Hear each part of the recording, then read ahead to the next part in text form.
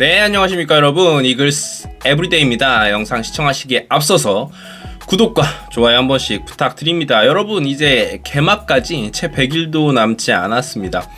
물론 이제 과연 100일이 지나고 야구를 개막하는 것이 우리들의 건강에 좋은 방향일지는 모르겠지만 어쨌건 기다려지는 것이 사실이고, 이번 오프시즌이 굉장히 재밌어서 그런지 시간이 조금 빨리 가는 기분이 조금 들어요. 기분 탓이겠죠. 여러분들은 어떠신지 궁금하고요. 남은 100일도 저희 이글스 에브리데이와 함께 오프시즌 즐겨주시면 감사할 것 같습니다. 바로 어제였죠. 어마어마한 뉴스가 터져 나왔습니다. 사실은 대한민국 프로야구 역사를 놓고 봐도 굉장히 기념비적인 날이라고 저는 생각을 해요. 이정우 선수가 한화 이글스를 굉장히 괴롭혔던 선수이기도 했죠. 진짜 한화 이글스 입장에서 이 이정우 선수 이야기를 조금 해보자면, 타석에 들어서면 진짜 막막하다. 이정우 선수를 앞둔 한 3타석 전부터 뭔가 막막한 느낌이에요. 이정우 앞에 주자가 나가면 안 될 텐데, 주자가 쌓여 있으면 이 선수가 워낙 또 삼진을 당하지도 않고 공을 배트에 정확하게 맞추는 선수이다 보니까 어지럽습니다. 그리고 장타툴도 갖추고 있는 선수라서 이 선수를 상대하게 되면 정말로 힘들었던 생각이 듭니다. 어쨌건 그랬던 이정우 선수가 미국으로 샌프란시스코 자이언츠로 이제 떠나게 됐습니다. 계약 규모가 어마어마합니다. 저는 솔직히 많은 분들도 그러셨겠지만, 전문가들도 그러셨겠지만, 이런 액수를 예상한 사람은 없었을 거예요. 무려 6년에 1억 1,300만 달러입니다. 이 계약은 샌프란시스코 행으로 이어졌고요. 아시아 야수 포스팅 계약 역대 최고액입니다. 한국 프로야구 선수로서 포스팅 계약 역대 최고액이기도 당연히 하기도 하고요. 이적료가 발생하게 됩니다. 조금 이제 룰이 바뀌면서 포스팅 금액이 일정 부분을 넘어가면 몇 퍼센트 정도를 이제 소속팀에게 주는 제도인데, 키움에게는 284억 원 정도의 이적료가 발생한다라고 합니다. 키움 히어로즈 같은 경우에는 강정호 선수, 박병호 선수, 김하성 선수, 그리고 이번에 이정우 선수까지 합쳐서 총 이적료가 한 556억 원 정도. 그러니까 말 그대로 조금 이제 쌍스럽게 이야기를 하면은 선수 팔아서 무려 556억 원을 챙기게 되었어요.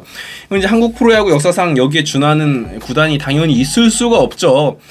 포스팅으로 메이저리그에 보내는 게 역사적으로 봐도 한 팀당 뭐 한 명이면 대단한 건데, 지금까지 빅리거를 4명을 배출한 팀이기 때문에 키움 같은 경우, 물론 넥센 시절이 있었지만 이렇게 구단을 운영하는 방법이 굉장히 독특하다. 뭐 독특하다기보다는 운도 좋았겠고 선수들을 보는 눈도 뛰어나다라고 볼 수 있겠죠. 진정한 어떤 메이저리그 사관학교라고 볼 수 있을 것 같습니다. 이정우 선수 같은 경우에는 샌프란시스코 자이언츠에서 중견수로, 그리고 팀의 중심 타선으로 활용할 수 있을 것이다 라고 보여지고 있습니다. 아무래도 계약 규모가 크기 때문에, 메이저리그 같은 경우에는 진짜로 계약 규모가 크면 아무래도 기회가 많이 주어질 수밖에 없습니다. 이정우 선수가 잘했으면 좋겠고요. 샌프란시스코 자이언츠 같은 경우에는 경기장도 되게 이쁘고 캘리포니아에 위치해서 이제 날씨도 굉장히 좋고요. 시간대도 이제 야구 보기에 좋을 것 같습니다. 이정우 선수 같은 경우에 사실 뭐 이정우 선수를 싫어할 이유가 많지 않다라고 저는 생각을 하기 때문에, 우리 한화 이글스 팬분들도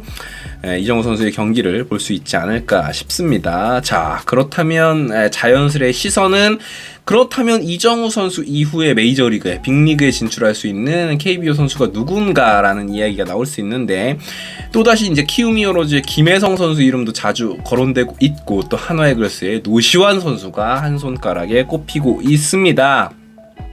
아시안게임 그리고 APBC 당시에 스윙하는 모습을 보고 일본의 전문가들조차도 당장 일본 프로야구에 와도 최상위급의 배트 스피드와 타구 스피드를 갖추고 있다라는 평가를 받았었잖아요. 노시환 선수 같은 경우에는 정말로 빅리그를 두드릴 수 있는, 빅리그의 문을 두드릴 수 있는 선수로 손에 꼽히고 있습니다. 물론 지금 이제 노시환 선수 같은 경우엔 2시즌을 더 치러야 합니다. 2024 시즌을 지나서 2025 시즌까지 맞춰야만 포스팅 자격이 주어지는데요. 만약에 2023 시즌에 보여줬던 모습을 노시환 선수가 2시즌을 더 보여준다면 저는 100% 포스팅 자격으로 메이저리그에 진출을 할 수 있을 것이다 라고 저는 생각을 해요. 그런데 많은 분들이 이제 의문부호를 표하는 게, 여전히 외국인 투수를 상대로는 노시환 선수가 좋은 성과를 보여주지 못했다라는 기록들일 텐데요. 뭐 한번 지켜봐야겠죠. 개인적인 생각에는 정말 사심입니다. 사심 듬뿍 담아서 이야기하자면 노시안 선수가 좀 적당히 잘해서 해외 진출까지는 안 했으면 좋겠습니다. 왜냐하면 사실 한화이글스의 역사를 보면 99년도에 우승한 직후에 정민철 선수가 일본 프로야구로 진출을 했고요. 구대성 선수 역시 일본 프로야구 진출, 그 이후에 이제 메이저리그까지 진출을 하게 되었죠. 2008 시즌 이후에는 김태균, 이범호 같은 팀을 대표하는 타자들이 또 일본 프로야구에 진출을 했고요. 왜냐하면 뎁스 자체가 그렇게 강하지 않은 팀이 특급 선수들을 배출을 하면서 해외에 자꾸 나가다 보니까 팀 전력은 약해질 수밖에 없었죠. 2012 시즌 이후에는 류현진 선수가 이제 빅리그에 진출을 하게 되었었고요.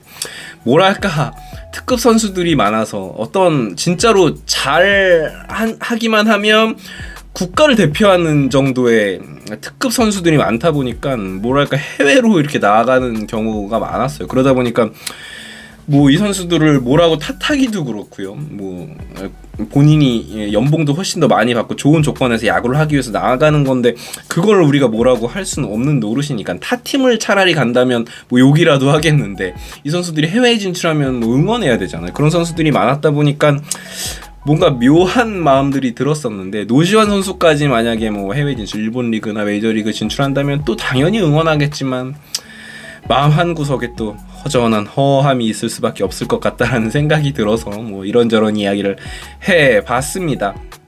류현진 선수가 빅리그에 진출한 이후에는 그 포스팅 금액을 가지고 하나이글스가 뭐 정근우 선수라든지 이용규 선수를 영입할 수도 있었고 서산에 이제 2군 훈련 시설을 조금 많이 갖추게 되면서 2018년 시즌부터 이제 2군 서산이 잘 돌아가게 됐잖아요. 그런 걸 생각하면 사실 류현진 선수가 가져다준 자산도 어마어마했죠. 유산이라고 해야 될까요? 물론 류현진 선수가 다시 돌아올 수 있는 상황이지만 어쨌건 노시환 선수는 이래나 저래나 응원을 할 수밖에 없는 선수이고요.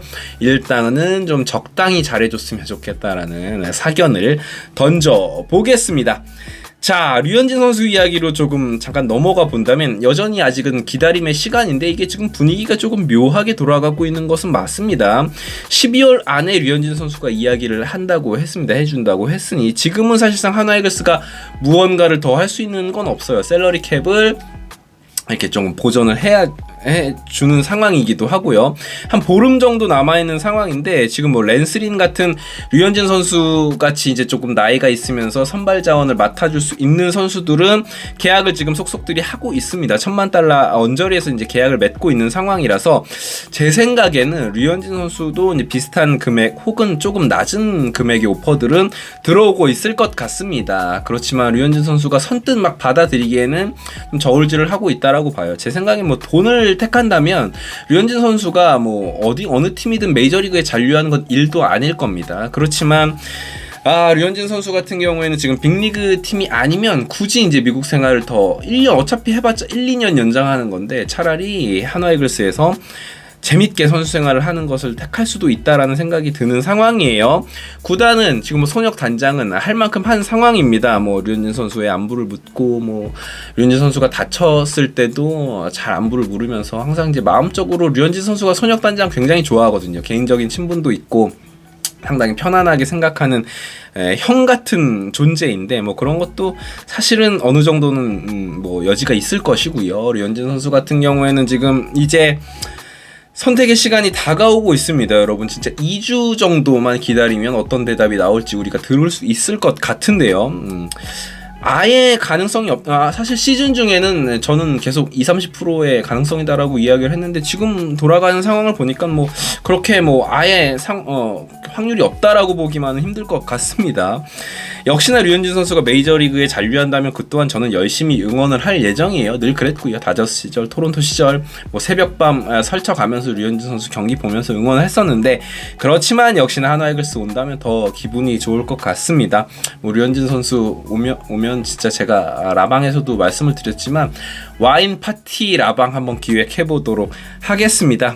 그렇습니다. 이제 한화이글스 선수들이 워낙 좀 사실 팀 성적에 비해서 워낙 특 A급 선수들이 많아서 해외 진출을 시키는 경우가 많았었는데 사실 왕조를 이렇게 유지한다는 건 어려운 것 같아요. 적당히 잘하는 선수가 뎁스가 이제 스쿼드가 계속 유지되어야 왕조가 가능한 거니까 말이죠. 너무 이제 잘하는 선수가 있으면 해외 진출을 시켜버려야 되니까 이 한국 리그에서 왕조를 건설한다는 것이 참 어렵습니다. 외국인 투수도 마찬가지예요.